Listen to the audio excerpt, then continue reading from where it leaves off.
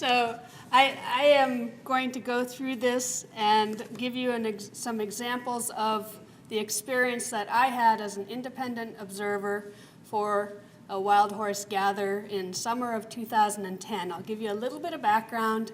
I will, Wendy said it might have jinxed me, show you pictures that I took, videos that my colleague took, so the real thing and what it is, and then talk about some of the other issues that we had at our particular horse gather, and then a few other things, and then we'll take questions at the end, I guess, according to Wendy.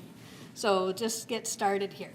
So one of the things, of course, wild horses have all kinds of hot buttons, whether it's the ranchers because they're eating all the grass that the cows could, the animal activists that don't want them touched or want them preserved or want them saved or whatever. There's all variety of that. The hunter and fishing folks that say they're invading and taking all the grass of the wildlife. Oh, and the taxpayers, because you guys are funding the feeding of wild horses as well. And we'll talk about that too.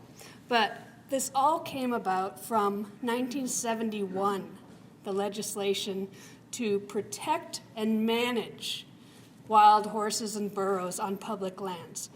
And it was amended because it originally said gather when necessary and euthanize if not able to, but of course the outcry of that changed that. And so that's one of the reasons that you folks, including myself, are feeding horses. So the players in this, American Horse Protection Association, their goal or mission is to protect and preserve America's wild horses. Bureau of Land Management, government operation, they have to ensure Americans' public lands are healthy for all species, animal and plant, etc., that dependent on them can thrive, not just the horses.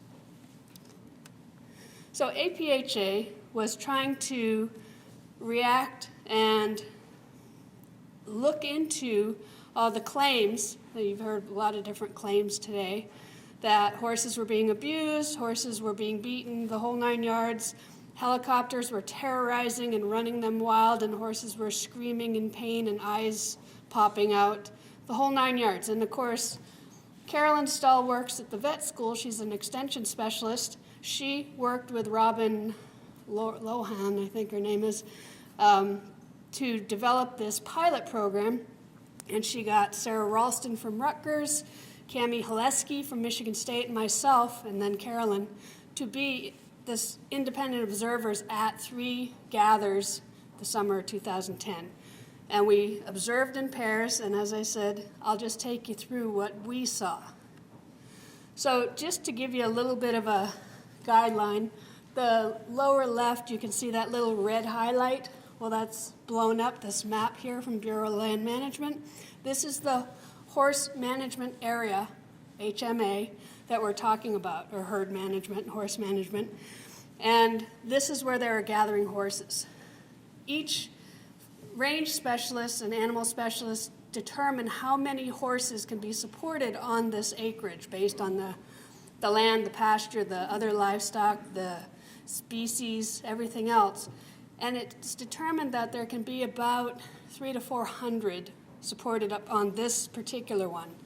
Well, there are about, I think, 17 to 1900 because they were supposed to have been gathered in 2008, but then has a very wet season and the outcry of the animal activists and emergencies at other herd management areas, so they didn't gather then.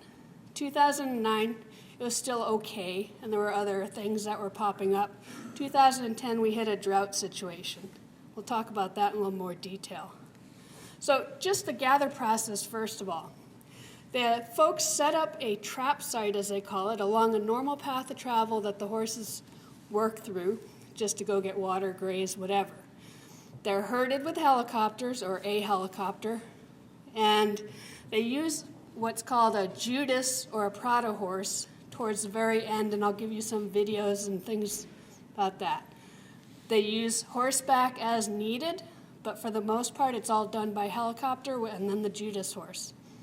And when they get into the trap area, they're sorted by sex, age, physiological state, or if there's some sort of injury or illness or something to separate them out.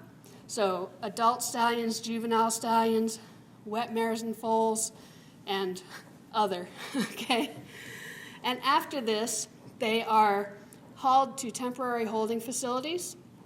They are either adopted or held in long-term holding facilities and fed by the tax dollar.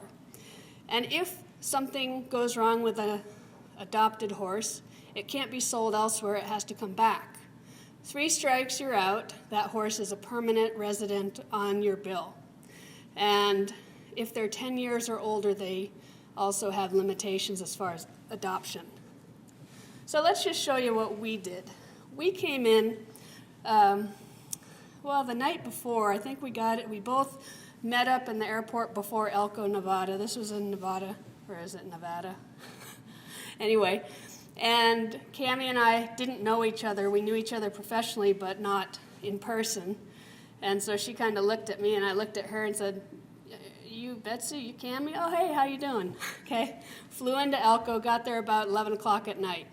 We got picked up by a very nice young lady that worked for BLM in the very high-level 4-wheel drive pickup truck, and we promptly drove to Walmart. And we kind of looked at each other and said, okay. She said, okay, well, get the food you need for 3 days and what'll stay in a cooler, because we may or may not have any kind of electricity. Okay. Now, I was coming straight from a National Association of County Ag Agents meeting, and I was a national board member at the time, so I had all these, fancy duds, and then, of course, the jeans, so it looked like I was, packing for 4. But I wandered around with a shopping cart and started throwing stuff in, saying, okay, whatever. And we went on to the hotel, got there about midnight, left again at 4:30 to get to the trap site, which was 3.5 hours, 2 of those on 4-wheel drive roads.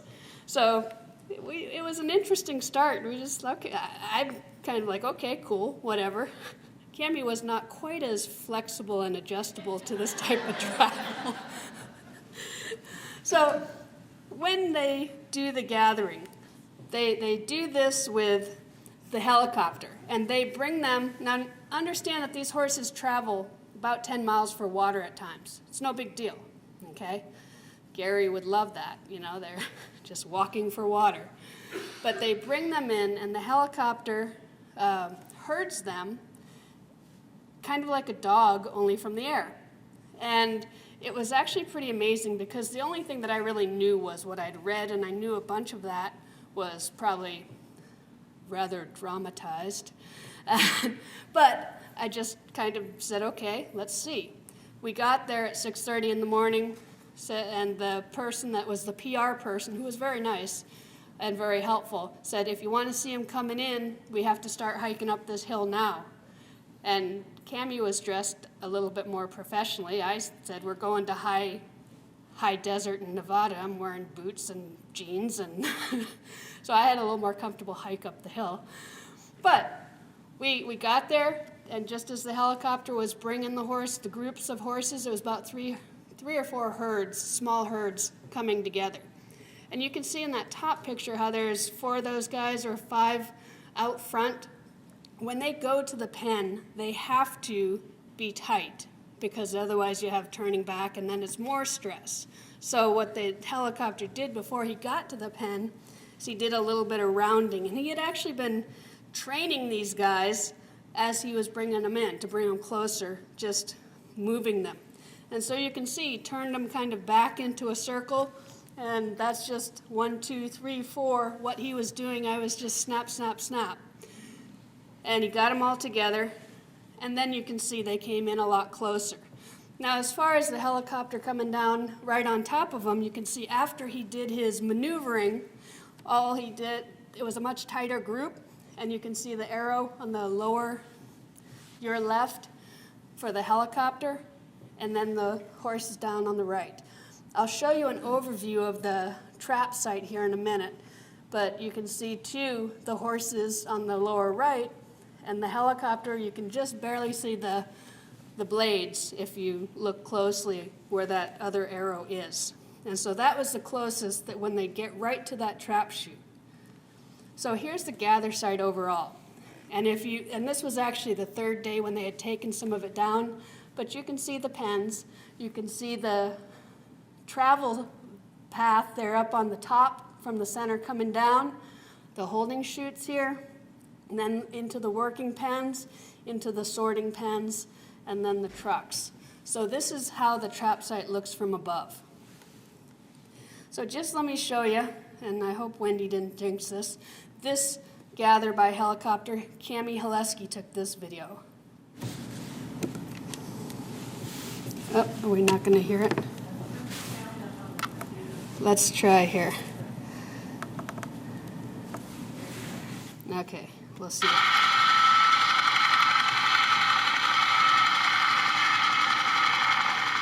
Okay, these guys are galloping, out of control, frenzied, right?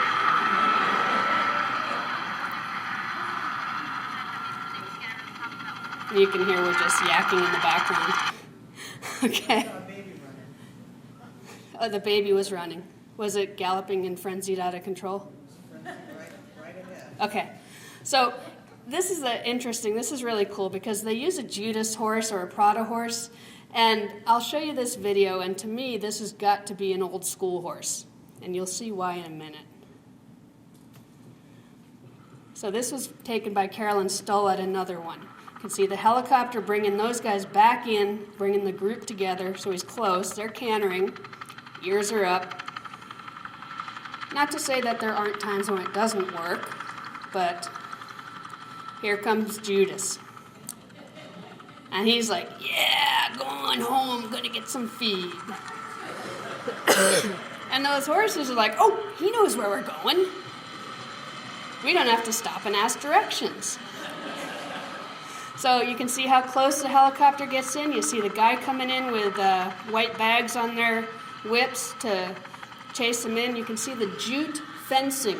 It's kind of like burlap fencing that leads in, it V's in from the paddock. And they shut the gate, and there you go.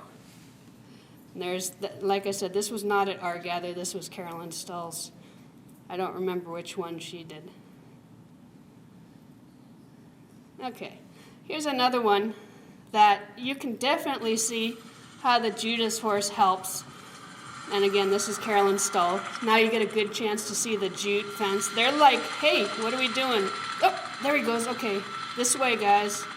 Now, I just can't even imagine what those other horses think when he goes to his feed trough and they're standing in a pen going, you son of a... So, but the helicopter is actually smaller than I thought. And they were actually very good with it. And you can just get an overall view. So here's some of the catch pen. And this was actually where the horses were the most stressed. And no surprise. I don't know if I told you this. These are little short clips. So when you put horses in another group and put them in a tight fencing situation that they're not used to, and you see a little baby here, here's another.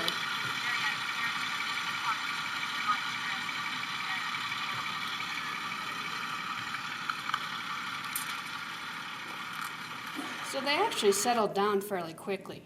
And so in this particular case, oops, we want this guy. I'll show you the chute system. And so you can see in your upper left there, the group, they're up in the way in the back, and there's a bunch of chutes. There's construction fencing, the orange and black stuff. There's wooden panels, and they try to get them single file, and there's several little stops and gates in the pens. And you could tell by the people that were experienced or not who came back with bloody knuckles when they were trying to close a gate at the wrong time. And they used mostly the whips with the white, and they were shaking them, not beating them. They actually had, when I looked in the inside pen, I saw these things that said hot shot, and I thought, oh crap, this one's not going to go over well. But it was actually a hot shot product that had a thing on the end that had like pebbles or rocks in it. So it was a noise maker, not a zapper. because I knew that wouldn't go over well, and that would have to be in the report. So here's the same horse coming in, standing there waiting to be checked. Another guy in the lower panel with the gates between them. It wasn't always easy. They weren't always cooperative, but it actually went fairly quietly. And of course, as you would expect, the calmer you were, the easier it was. The last chute they went into was the squeeze chute. Now that was a squeeze chute for when it was needed, but it was only used when they were doing something like treating a wound or something else, if they had to do something with a foal. And they would try and sex them and identify and color and such before they got into that chute, because as you can see, it's sided. It was interesting because that had a wooden floor, and they were actually more nervous in that last chute before the squeeze chute than they were in a enclosed wooden floor thing. After they'd been checked, aged, sexed, etc., they were sorted from with the little rope pulleys into those pens that you saw from above. So, of course, we're talking wild horses here. We're not talking Sammy, Jubal, and Clover, who Nancy remembers. But these were some of the pictures. We had full access. We could go anywhere. Of course, we were asked not to interfere, so to speak, and we were asked when there was something that we were affecting to move, but not. It was just like, hey, the horses aren't coming to drink, even though you're standing 40 feet away. Can you guys back up? And if you look at that chestnut down on the lower right, watch him, and you can just see in the next one how close we were. Cammie didn't say, hey, Betsy, can you move? Okay, that chestnut, tell...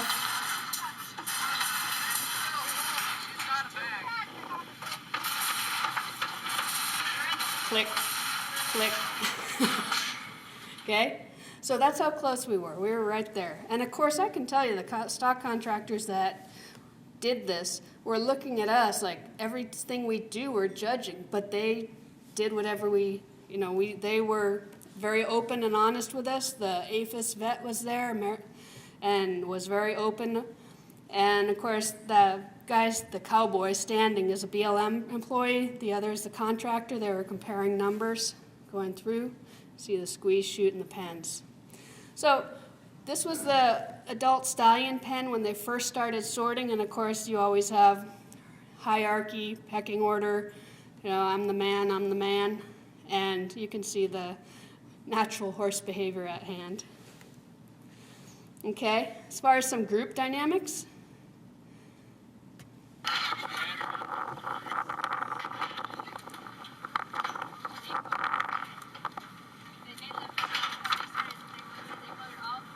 didn't take long. Once you had several horses in there, they actually were much more quiet than I would expect. Now, I named this video Scarred for a reason.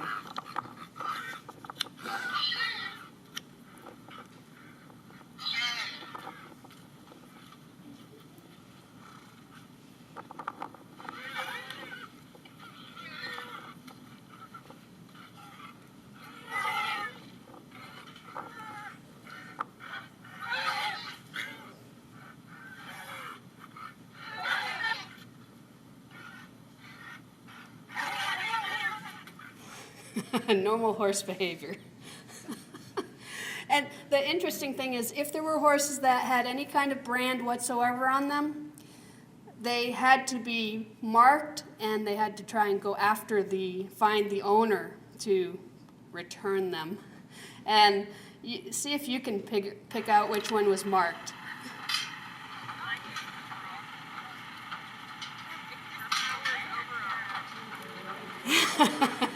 Look at the blue on his back. He had a brand, so they had to sort him off and try and find his owner. Doesn't he look like the cranky old gelding?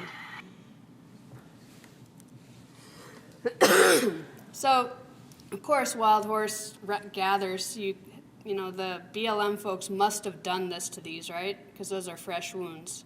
Not. Horses get injured. They marked, treated, identified, and recorded any wounds. And you can see the tail there, that's a pretty solid wound.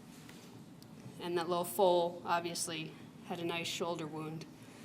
So in our situation, we were the ones that went to watch the gather that had turned from a gather to a rescue, the Oahe gather. If any of you remember the headlines a couple years ago where the BLM killed 32 horses, so to speak.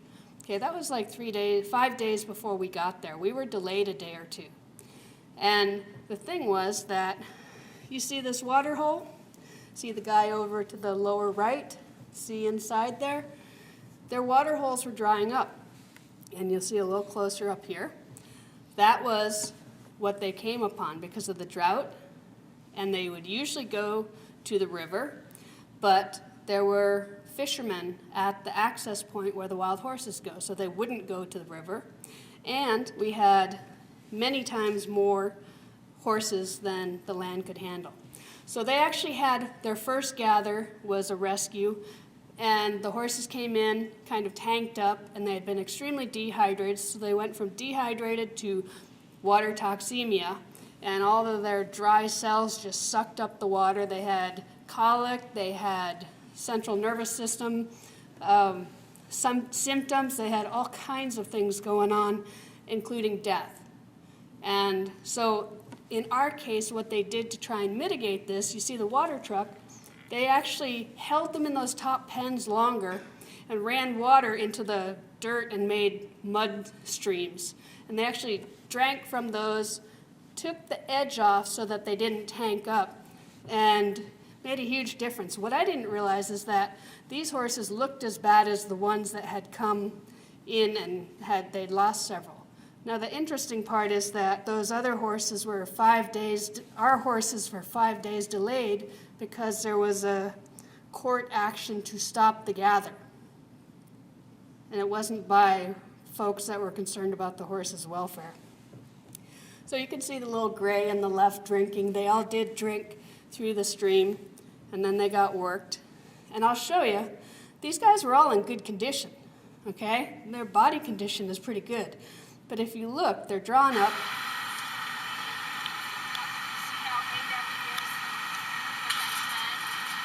He's not quite feeling great.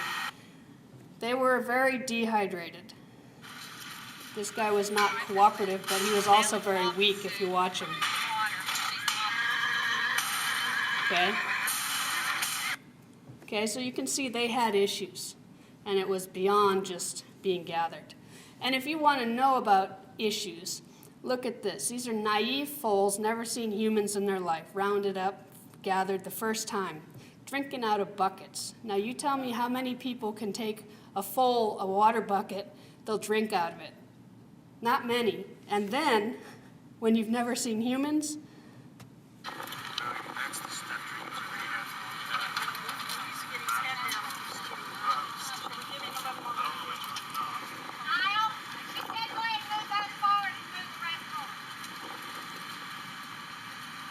that is not normal horse behavior. So they had to limit the water they gave them so they didn't end up causing water toxemia. And so then some of the other solutions were electrolytes or not. Okay, so in the left tub, the horse's left tub, is electrolytes to help them recover and good things.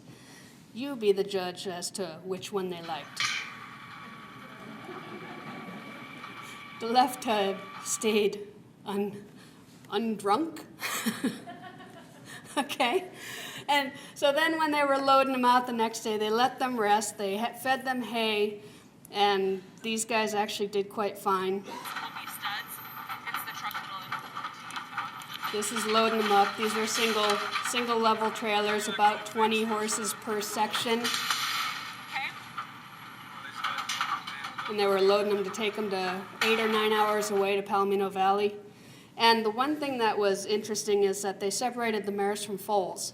And if you've ever worked with mares and foals and, shall we say, mares with challenging personalities, it makes sense that they separated them. Because if you had one mare that thought her foal was in danger, she would potentially kill the other foal in confined space. So.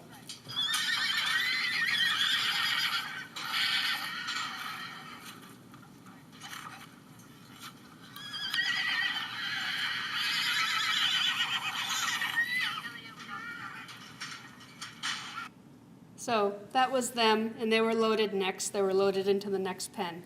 So our horses were gathered at our trap site, 62 studs, 57 mares, 23 foals, 142 in that first.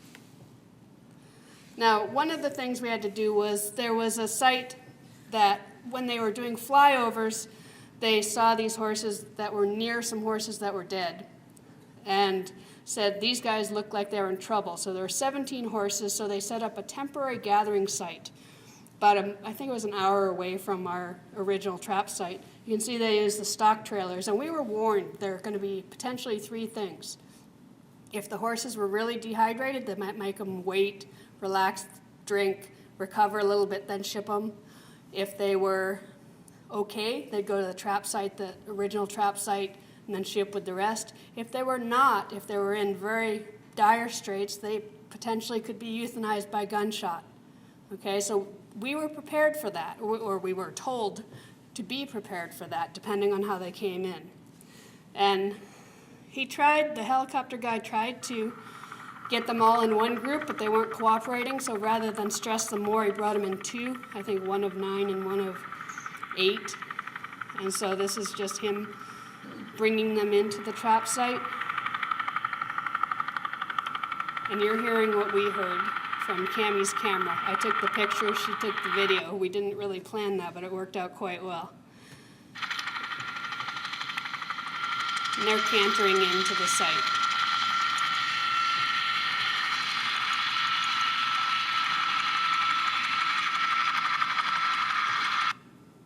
Okay, so there you go. There's a little picture of the jute fencing and such. And just to give you, we actually did a flyover the third day, and I think it was one of those where we were the first independent observers, and it was a crisis situation. So I said, hey, the guy had talked about flying over for numbers and checks, and I said, so can we see the site? Well, we're not sure that the government will allow you to fly. I was like, will you check on it, please? And Cammie, of course, like, well, it's like, stop. Let them say no. And so we got to fly over and see everything, and I took these pictures. And of course, if you look top center, that's actually a foal. Why did these guys die? Dehydration. Because you saw the body condition was fine, 4 to 5, 3 to 5. Body condition score on a score of 9 on the Henneke scale. But it was all dehydration because there was drought, too many horses, crisis situation. So it was serious. And just to give you a little bit of background, from the Accountability Office report, 2008, look at the percentages of finances of the BLM's budget. Now, I'm not saying government's perfect. I know that you guys all think they do the great things all the time. But 74% of the program's budget could account for feeding the horses in the temporary or permanent holding facilities. And that was 2008, 4 years ago. There are more horses, wild horses, in holding facilities than there are out on the range. So, interesting thought on this. So one of the things, of course, you guys all know, when you're sitting there and you're doing your dog shows or your horse shows or cattle shows or whatever, and you've got to accommodate somebody that's coming in to potentially cause you trouble or grief, take your time. Well, one thing they were told was that they had to provide a porta potty for the people coming in. And so the irony of it was, of course, I'd worked rodeos in Tucson when I was doing my master's, top ramen during the week and Brontosaurus burgers on the weekend because I was a meat science guy. But, so I was like, okay, whatever. Well, this was a half-hour drive from the trap site. And they said, well, we provided it. I found it funny. I don't think Cammie did. But in the end, we've laughed about it, and I think she's cowboyed up a little bit. So I take any questions. Well, I won't take any questions because Wendy's there, and I know she's tough.